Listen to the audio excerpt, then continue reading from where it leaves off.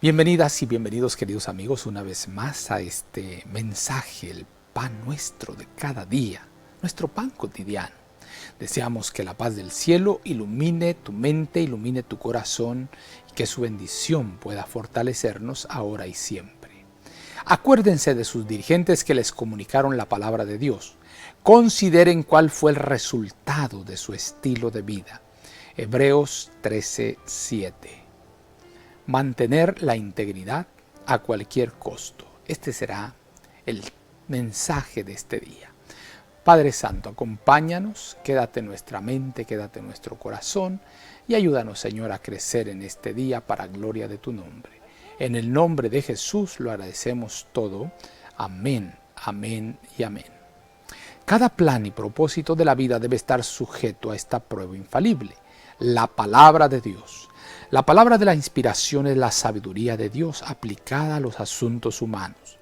No importa cuán ventajoso pueda parecer un cierto proceder al juicio finito, si está denunciado por la palabra de Dios, solo será malo en sus resultados.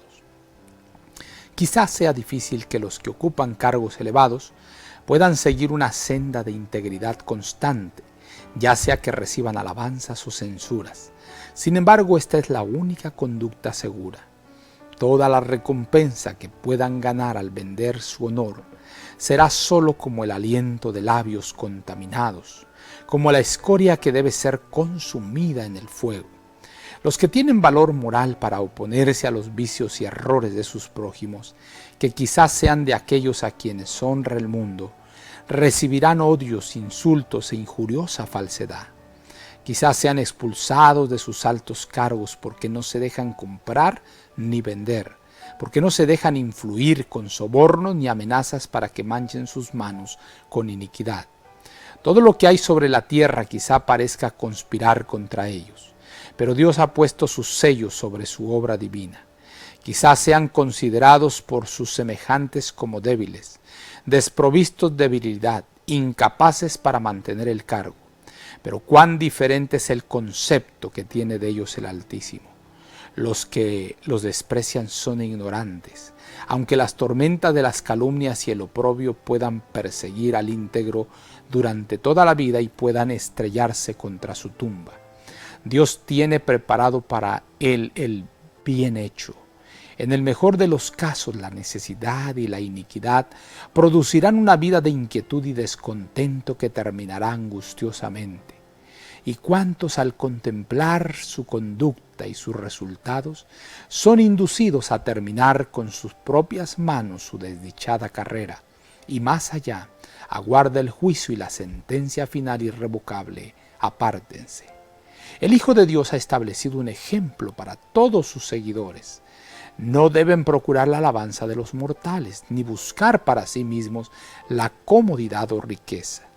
Deben imitar la vida de pureza y abnegación del Hijo de Dios a cualquier costo. No manifestarán descuido hacia los derechos de otros.